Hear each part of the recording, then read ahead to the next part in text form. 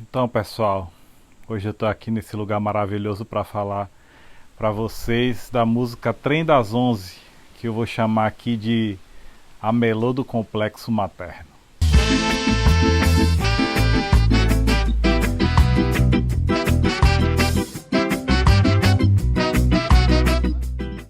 Então, o Trem das Onze é uma música, eu vou colocar um trecho para vocês ouvirem aí, que toda mulher já ouviu desculpa esfarrapada de homem antes, né?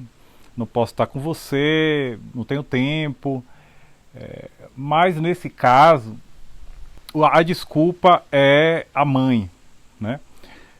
Toda mulher sabe, ou pelo menos é um estereótipo, hoje em dia está mais difícil a gente determinar coisas como o do masculino ou do feminino, mas é mais típico da sabedoria feminina entender que a maior moeda de uma relação, né, é a atenção. E isso é algo que não é um estereótipo, isso é algo verdadeiro, né? Senão não existiria o ditado de que tempo é igual a dinheiro. Tempo é igual a energia, atenção, e por isso é muito importante, né? Se o homem passa o dia inteiro cuidando do carro e encerando, lavando o motor, consertando as coisas, e não dá muita atenção para sua mulher, para os seus filhos, com certeza eles vão ter motivo para ficarem desapontados.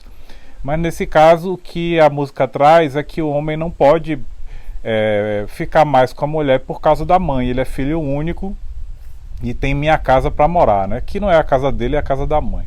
E além disso, mulher, tem outras coisas. Minha mãe não dorme enquanto eu não chegar. Tenho minha casa pra olhar.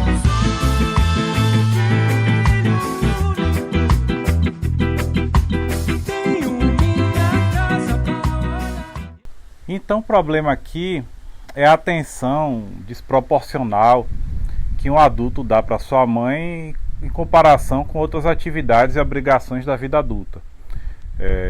Isso é tema até de mandamento bíblico, né, que Deus vai dizer lá no Gênesis, que o homem deve deixar seu pai e sua mãe e montar sua própria família, ter sua própria mulher, sua própria casa. Então, para que essa transição fosse feita, haviam instituições sociais nas sociedades antigas que eram chamados ritos iniciáticos. São ritos que são desenhados para fazer a transição entre a infância e a vida adulta. Então, um dos exemplos que a gente vê no colégio, não sei se ainda vê hoje, mas eu vi quando eu era criança, são os ritos iniciáticos dos indígenas brasileiros, né? Então, geralmente, os curumins, eles são afastados das mães e ficam todos reunidos fora da aldeia e precisam realizar alguma tarefa difícil, né? Árdua. Um dos exemplos que já vi, eles tinham que subir numa árvore e derrubar uma casa de marimbondo, ou meter a mão lá dentro da casa de marimbondo e aguentar as picadas e aguentar a dor, né? E a dor é um significado muito interessante porque ele traz para o iniciado, para o homem, para quem coloca a mão na candeira, né, a experiência da vida. E esses dias que eles passavam nessas tarefas meio que fortaleciam o seu espírito, os tornavam mais duros, capazes de enfrentar as tarefas do homem adulto. E depois daquilo eles não podiam mais ter muito contato com a mãe, né? Eles teriam que deixar de ser crianças, de ter o apego, o chamego da mãe, e aí virariam adultos. E isso era bem marcado, né? Apesar de parecer artificial, eram ritos bastante benéficos, que hoje não existem mais, né? Exemplos desses ritos, de vestígios desses ritos, hoje você tem na cultura das gangues, né? Da qual fala a música do Michael Jackson, Beat It.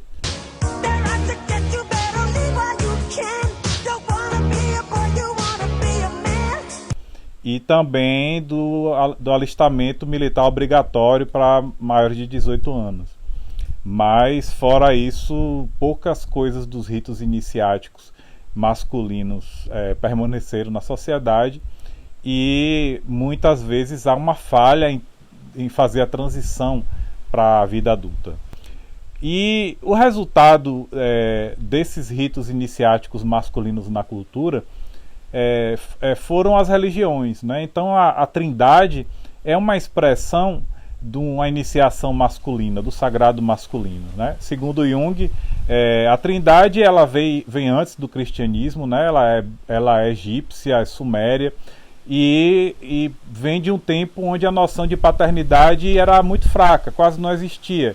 O que era certo naquela época é que a mãe era quem produzia o filho, mas o papel do homem era incerto. Então, quando a criança, o menino ia passar para a fase adulta, isso significaria um novo nascimento. E esse novo nascimento era feito através da força criadora do Pai, né? Então a Trindade é o Pai, o Filho e o Espírito Santo, né? No caso do cristianismo, no caso da religião egípcia é o Kamutef, que é uma espécie de sêmen sagrado, né? O de esperma simbólico, que estabelece a filiação agora, dessa vez, com o pai, não mais com a mãe.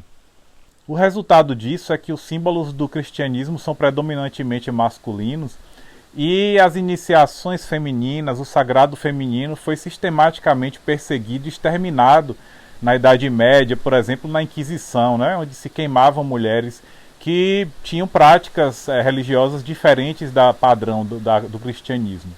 Uma tentativa de reparação a isso foi o fato de que a Igreja Católica instituiu no seu cânone Maria como tendo atributos equivalentes a Jesus, né? Nasceu de uma virgem, subiu aos céus depois que morreu. Então, no momento em que o catolicismo equipara Maria a Jesus em sua jornada de vida, como uma pessoa que não pecou, que não teve sexo, que não teve outros filhos que não seja Jesus, Maria é alçada à condição de deusa, né? E a Trindade vira uma quaternidade com a inclusão adequada do feminino, apesar que nenhum católico vai aceitar que você coloque as coisas dessa forma. Jung fala que a palavra compreender vem do latim, cuja raiz é a mesma de prender, né? Apreender, cercar, abraçar. Então, a compreensão materna também é uma prisão, né? Também é uma prisão no mundo da infância. Então, o resultado disso aí, de toda essa análise, é que o homem que não vai ficar com a mulher porque a mãe está esperando em casa e a mãe não dorme enquanto ela não chegar, é basicamente o que Jung chamava de incesto inconsciente, né? Esse rapaz, esse homem, está casado inconscientemente com a mãe. Enquanto isso acontecer, enquanto essa situação permanecer, ele não vai conseguir desenvolver nenhuma relação adequada com o feminino, nem se desenvolver além dessa etapa básica de transição para a vida adulta. Ele vai permanecer com aspectos da sua vida paralisados na infância, né? Nessa relação de simbiose com a mãe, que acaba sendo castradora ou limitante para a vida adulta de um homem. Então era isso que eu tinha para trazer para vocês hoje. Vou ficar aqui na paz dessa rede. Um abraço.